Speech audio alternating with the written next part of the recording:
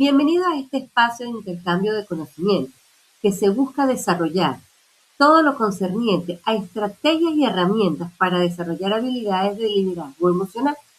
Como parte del seminario El Director Escolar Eficiente, el liderazgo en la escuela, impartido por la doctora Solange Camacho, como parte del compendio educativo impartido en el Doctorado de Educación de la Universidad de Los Andes.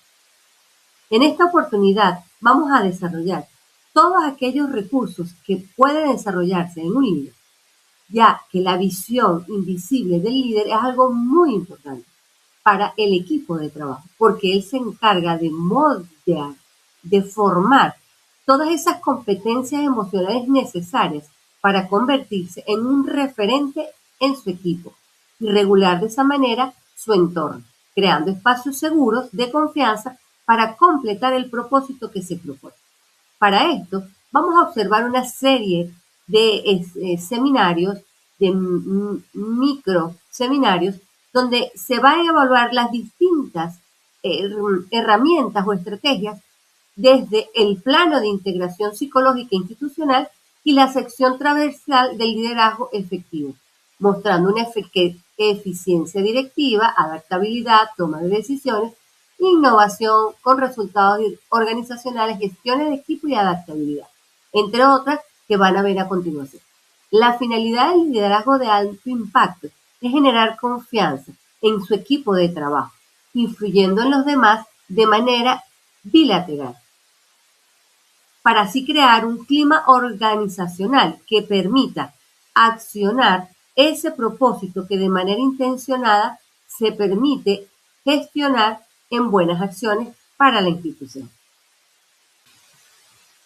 El liderazgo sustentado en inteligencia emocional se configura como un proceso intracíclico de alta complejidad, como lo es el autoconocimiento.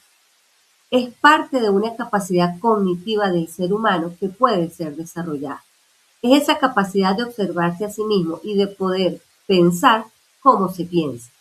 Es moldear la arquitectura interna para poder generar una interrupción del automatismo en el que muchas veces se encuentra la persona.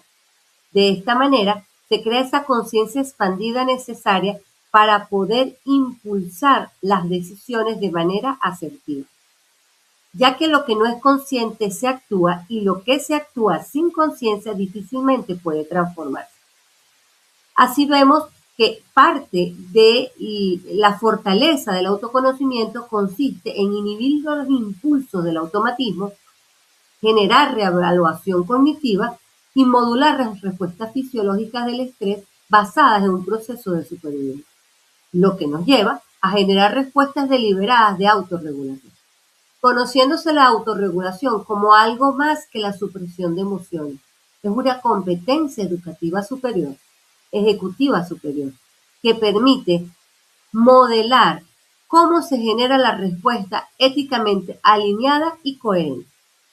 De esta manera, vemos que se genera una trayectoria óptima de decisiones inteligentes, resolución de conflictos, que se convierte en un ancla institucional generando entornos seguros. De esta manera, la ecuación del liderazgo de alto impacto nos permite, desde estas dos herramientas, el autoconocimiento nos permite ver, nos permite la posibilidad de la lucidez interna y la autorregulación nos permite elegir, que es la capacidad de elección consciente y asertiva.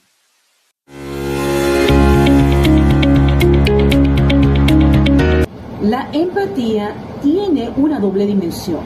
Por un lado, encontramos la empatía cognitiva, que es esa capacidad que tiene el líder, en este caso el líder educativo, de entender la perspectiva del otro. Es decir, sé qué piensa el otro.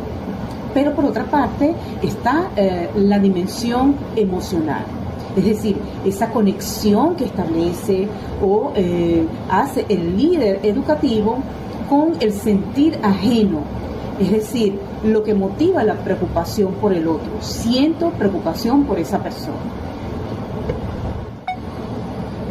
En los estudios y hallazgos que hace Daniel Goleman en sus investigaciones, él enfatiza que en cuanto a la inteligencia emocional, esa diferencia que es aproximadamente de un 90% que existe entre los líderes promedio y los líderes estrellas, tiene que ver con la inteligencia emocional. ¿Qué significa esto a nivel directivo? Significa que el 85% de ese éxito en el liderazgo va a depender de ese valor que el líder le dé al capital emocional. Entonces, ¿cuáles serían esas habilidades sociales en acción? En primer lugar, la escucha activa, es decir, eliminar el juicio y practicar el modelado. La asertividad directiva, que no es más que comunicar esos límites, el protocolo BST, que es una práctica de entrenamiento conductual, y finalmente el journaling reflexivo, que no es más que detectar esos gatillos emocionales.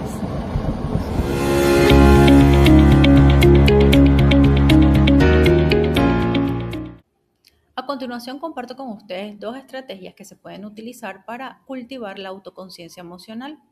Esta puede definirse como nuestra capacidad para reconocer nuestras emociones y su impacto tanto en nosotros mismos como en las personas que forman parte de nuestro entorno. La primera que quiero compartir se denomina las 3 puertas, las 3 preguntas. En ocasiones nuestros pensamientos pueden intensificar una emoción negativa o también pueden generar ansiedad. Ante esta situación, debemos preguntarnos cómo podemos hacer para cambiar estos pensamientos constantes que son rumiaciones, ¿verdad? O la emoción que los acompaña. Para ello te invito a hacerte 3 preguntas. ¿Es verdadero lo que estoy sintiendo o pensando? ¿Es necesario lo que estoy pensando o sintiendo? ¿Es constructivo lo que estoy pensando o lo que estoy sintiendo? Prueba a plantearte estas preguntas la próxima vez que sientas que una situación apremiante te embarga o que necesitas tomar conciencia en relación a esta dupla pensamiento, emoción o viceversa. La segunda que quiero compartir contigo, ¿verdad? Es un inventario de reconocimiento de emociones. ¿Qué debes hacer? Mantener un diario de emociones. Llevar un registro de diferentes situaciones asociadas con las emociones positivas y negativas, junto con la reacción corporal que las acompaña. ¿Para qué nos va a servir? Para nombrar la emoción, hacer consciente cómo me siento al respecto o cuál es el pensamiento que asocio a esa emoción. Conocer las emociones y la reacción corporal asociada nos va a permitir identificar fácilmente en otras situaciones esta emoción que se está presentando y gestionarlas de la manera adecuada. A continuación, me corresponde desarrollar la temática sobre crear entornos laborales emocionalmente seguros. Para ello, vamos a posicionar la teoría de Daniel Goleman sobre el asunto, sobre el liderazgo aplicado a los entornos organizacionales para brindarles bienestar emocional. En este sentido, la rentabilidad de la inteligencia emocional es un tema claro, ya que las consecuencias de que no prevalezca la inteligencia emocional en el contexto laboral es bastante amplio, desde trabajadores que no cumplen con su labor hasta trabajadores que pueden llegar a padecer desde desequilibrios de salud bastante graves o en un impacto bastante amplio del síndrome del burnout o síndrome del quemado. De igual manera, Goleman plantea lo que es la determinación de las habilidades blandas como un enfoque fundamental para que la inteligencia emocional prevalezca como uno de los elementos claves dentro del liderazgo organizacional y que este liderazgo permita que estos entornos laborales sean emocionalmente seguros. Para ello, estos líderes deben trabajar estos 4 elementos a nivel interno y ser promotores de ellos a través del ejemplo. La autoconciencia como un elemento clave para conocerse a sí mismo, la autogestión para ser ejemplo de esta labor tan importante hacia los demás y hacia sí mismo principalmente, la empatía como un medio para poder comprender las emociones de manera segura y la capacidad social para generar un entorno seguro para que las personas sientan y expresen sus emociones de manera correcta en los contextos adecuados. Muchísimas gracias. ¿Desde cuándo no entras con una sonrisa en la vida? Hoy hablaremos de redescubrir el propósito y motivación del docente, el porqué, según la inteligencia emocional y el autocuidado docente. La técnica que presentamos a continuación es la brújula del legado. ¿De qué se trata? es de pedir a esos docentes que identifiquen un momento de destello, aquel día en que un estudiante logró algo gracias a él. Esto reencuadra el currículo no como un contenido, sino como una herramienta para repetir ese destello. En cuanto a la gestión emocional, aplicar ese concepto de seguridad psicológica de Amy Edmondson, donde el líder debe validar que sentir agotamiento es humano, eliminando la culpa para abrir la motivación, la creencia de que uno no será castigado ni humillado por expresar ideas, preguntas o inquietudes o errores, y que el equipo es un entorno seguro para asumir riesgos personales. El director como facilitador, liderazgo de servicio. Aquí tenemos la escucha activa de puerta abierta. Es de pasar del control a la curiosidad. El director debe preguntar, ¿qué obstáculos puedo quitar de tu camino hoy? En lugar de, ¿por qué no has entregado esto? Los micro reconocimientos. Según la neurociencia, indica que el reconocimiento público de pequeños logros libera dopamina, aumentando la resiliencia del equipo. El modelado emocional. Esto es muy importante. El director es el termostato emocional de la escuela. Si el líder gestiona su estrés, el equipo se autorregula por neuronas espejos. Hablemos de gerencia educativa y tendencias actuales. Ese staffing basado en fortalezas. Rompe con la asignación rígida de tareas. Ejemplo, si un docente es excelente en tecnología, pero débil en burocracia, se crean nodos de colaboración donde los talentos se complementan. En las células de innovación, en lugar de reuniones generales agotadoras, se crean grupos pequeños y autónomos para resolver problemas específicos, ejemplo, convivencia, inclusión. En las técnicas de organización, implementar un check-in emocional 5 minutos antes de cada reunión técnica para alinear las energías del equipo antes de tocar la agenda. Para seguir abordando las categorías, continuamos con lo que se llama liderazgo con inteligencia emocional, EQ, y cómo aplicarlos en los entornos escolares. Nos basamos en la metodología de Ramona Hacker, la cual propone un modelo de gestión emocional en 6 pasos. Estos pasos o técnicas son los siguientes. Conciencia inconsciente. En ella se observa las emociones sin hacer juicios. Seguidamente, la diferenciación, lo cual corresponde a ponerle un nombre exacto a lo que sentimos. Por ejemplo, esto es ira o es decepción. Luego, aceptación. En ella entendemos la emoción como una señal que tiene un valor y que debe ser atendida. Luego, reflexionamos el origen, buscar de dónde viene este sentimiento, si es producto de mis inseguridades o de un agente externo.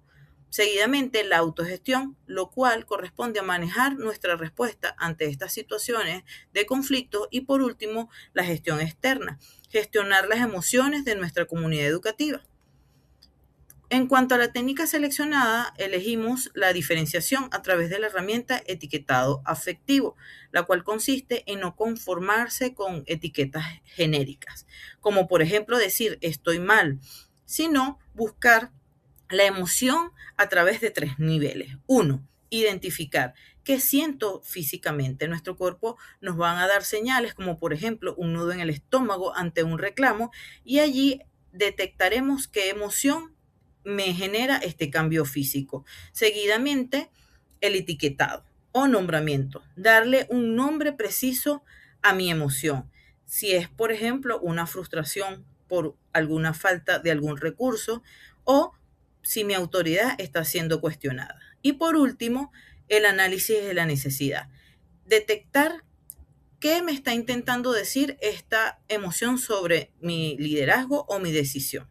Como dice la autora, la racionalidad suele ir antes que la emoción, pero aprender a sentir con inteligencia nos hace mejores líderes. Gracias. Saludos. En nuestro análisis sobre el director eficiente, debemos entender que la gestión del entorno no se trata solo de interpretar indicadores estadísticos, sino de comprender la organización como un sistema vivo. Según Cooper y Sawa, las emociones no son ruidos distractores. Son fuentes vitales de información, energía y conexión. Un director eficiente debe desarrollar la aptitud de leer el sistema de señales emocional que el grupo emite constantemente bajo la superficie de las palabras. ¿Para qué nos sirve esta lectura? Primero, para la detención temprana. Un líder con alto cociente emocional percibe antes que nadie los conflictos en gestación o las conexiones ocultas que representan oportunidades. Si ignoramos estas señales, perdemos la capacidad de anticipación. Segundo, para la orquestación de la energía.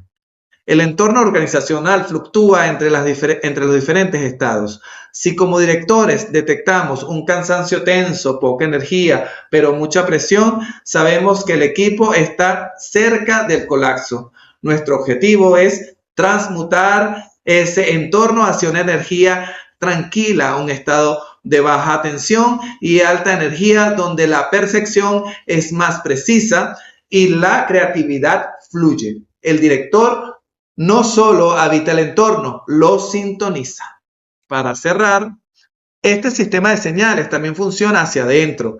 Nuestra intuición es una brújula que nos protege de desastres y nos guía hacia decisiones íntegras. Como futuros doctores, nuestra tesis debe ser clara. Un director que no sabe leer las señales emocionales de su entorno está dirigiendo a ciegas. Porque, como dice el texto, sin la guía de las emociones, la razón no tiene ni principios ni poder. Muchas gracias. Sin duda que la confianza es parte fundamental de lo que debe generar un líder. Como destaca Warren Buffett, se necesitan 20 años para conseguir una reputación y solo 5 minutos para arruinarla. Basado en lo planteado por Covey, Carnegie y Tracy, se diseñaron 8 técnicas para ganar confianza en el liderazgo. Primero, demostrar interés genuino por los demás, es decir, mantener una escucha activa. La comunicación clara y honesta es imprescindible, es decir, explicar o dar a conocer por qué se tomaron determinadas decisiones. Validar y reconocer a los demás es imprescindible para un ambiente agradable y de trabajo colaborativo, en el que se reconozca el desempeño de cada uno, por poco que sean los logros. Ser un profesional competente, es decir, mantenerse preparado y capacitado. No tener favoritismo y aplicar las mismas normas para todos, es decir, ser un líder justo y consistente. Asimismo, crear un ambiente emocional seguro, donde todos se puedan expresar sin miedo, donde no existan burlas hacia los demás y donde los errores sean vistos como una oportunidad de aprendizaje. Finalmente, establecer metas SMART en el grupo. Es decir, ser claro y concreto, que éstas sean medibles, alcanzables, relevantes para la institución y que se delimiten el tiempo de ejecución. Como destaca Covey, cuando la confianza es alta, la comunicación es fácil, instantánea y efectiva. Hola, hoy voy a hablar sobre la categoría para influir en los demás, una habilidad clave dentro del liderazgo con inteligencia emocional. Influir en los demás es la capacidad de impactar en lo que otras personas piensan, sienten o hacen, pero sin imponer. Es más bien motivar, guiar y conectar desde el respeto y desde la empatía. Para lograrlo hay 4 técnicas importantes. La primera es la escucha activa, que consiste en prestar atención real a lo que el otro dice y siente. La segunda es una comunicación asertiva que permite expresar ideas de forma clara y además respetuosa. La tercera es la inteligencia emocional, que nos ayuda a reconocer y manejar nuestras emociones y también las de los demás. Y la cuarta es la retroalimentación o feedback constructivo, que consiste en dar también en presentar sugerencias de mejora de manera respetuosa, enfocándose sobre todo en el crecimiento del otro. Ahora bien, les daré 2 ejemplos para poder influir en los demás. Por ejemplo, si una persona no quiere participar en una actividad, en lugar de decir, tienes que hacer esto porque es tu responsabilidad, más bien podemos decirle, entiendo que no te sientes cómodo o cómoda, quieres contarme qué pasa, podemos buscar juntos una solución. Y si queremos corregir para mejorar el desempeño, podemos decir algo como, en vez de lo hiciste mal, podemos decir, podrías intentar hacerlo de otra forma, ¿qué opinas? Así, en lugar de imponer, influimos desde la empatía, desde la escucha y sobre todo el respeto.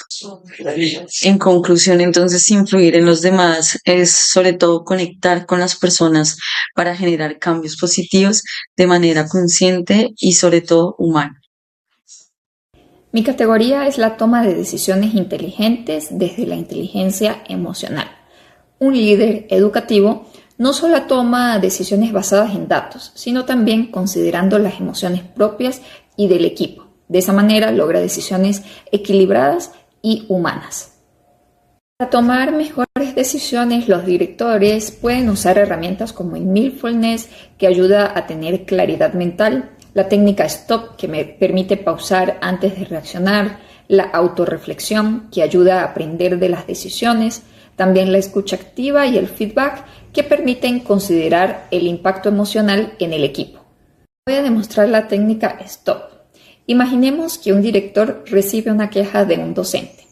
Primero, se detiene. Segundo, respira profundamente. Tercero, observa sus emociones, por ejemplo, si está enojado, si está estresado. Y cuarto, responde con calma y claridad. Esto evita decisiones impulsivas y permite actuar de forma más consciente. Buenas tardes. Hoy quiero hablarles sobre algo que vivimos todos los días en las escuelas y las instituciones educativas, los conflictos, pero visto desde la inteligencia emocional. Porque la verdad es que los conflictos no son el problema es cómo lo manejamos. Un director eficiente no los evita, sino que sabe gestionarlos, escucha a las personas y busca soluciones que ayuden a mejorar la convivencia. Y aquí es donde la inteligencia emocional juega un papel clave, porque nos permite entender nuestras emociones y también las de los demás. Para manejar mejor estos conflictos, existe una herramienta muy útil que se llama comunicación no violenta, propuesta por Marshall Rosenberg. Esta técnica nos enseña a comunicarnos mejor, sin atacar, sin juzgar y con más empatía. Tiene 4 pasos sencillos. Primero, observar sin juzgar, es decir lo que pasa, pero sin criticar. Luego, expresar lo que sentimos, porque muchas veces reaccionamos sin decir realmente cómo nos sentimos. Después, identificar qué necesitamos, porque detrás de cada conflicto hay una necesidad no atendida. Y por último, hacer una petición clara, no quedarnos solos en la queja, sino proponer una solución. Es algo sencillo, pero muy poderoso cuando se aplica bien. Por ejemplo, imaginemos una situación muy común. Alguien dice, tú nunca colaboras en el trabajo. Eso normalmente genera más conflicto, porque suena a un ataque. Pero si aplicamos esta técnica, lo podemos decir de otra manera. Cuando no participas en la actividad, me siento preocupado, porque necesito apoyo. Podemos organizarnos mejor. Fíjense en cómo cambia todo. Ya no estamos atacando, estamos dialogando. Y eso hace que la otra persona esté más dispuesta a escuchar y a colaborar. Entonces, más que evitar los conflictos, se trata de aprender a manejarlos mejor. Y cuando un director desarrolla su inteligencia emocional, no solo resuelve problemas, sino que mejora el ambiente en toda la institución. Liderazgo en tiempos complejos. Liderar en momentos de complejidad significa poder mover estructuras, tomar decisiones en tiempos donde hay muchas aristas en cuestión. Es como mover una mesa que está sostenida sobre muchas patas y todo debe de moverse al mismo tiempo. Para ello hay varias técnicas que voy a compartir con ustedes. Una de ellas es el sense making colectivo, que es básicamente crear sentido entre una comunidad, dividir el problema en pequeños bloques y a partir de ahí tomar decisiones. Esto significa entonces que hay que detener la reacción automática, hay que nombrar el problema, explorar qué está pasando y construir una comprensión compartida antes de tomar una decisión. La herramienta es muy básica, son 3 puntos. El primero sería enmarcar la realidad actual, es decir, preguntar cuál es el problema. Segundo es profundizar en los pequeños nudos críticos. Todo gran problema tiene pequeños elementos que si se resuelven, entonces se resuelve el problema completo. Y después, a partir de esa revisión, se puede generar respuestas y acciones. La segunda técnica es la comunicación de crisis con las 3 R. Estas 3 R son review, repeat y reinforce. Básicamente, esto es revisar, repetir y reforzar. Cuando hay una situación de crisis, una situación de incertidumbre, si el líder quiere influenciar, debe entonces comunicar la información clave de manera constante y creíble. Esto significa por WhatsApp, por los correos, en los pasillos, en letreros, ¿no? Que la información llegue constantemente. Y finalmente, para mí una de mis favoritas es la seguridad psicológica intencional. Significa entonces crear un clima donde la gente pueda hablar, pueda discrepar, pueda tener preguntas, decir lo que siente sin sentirse juzgado.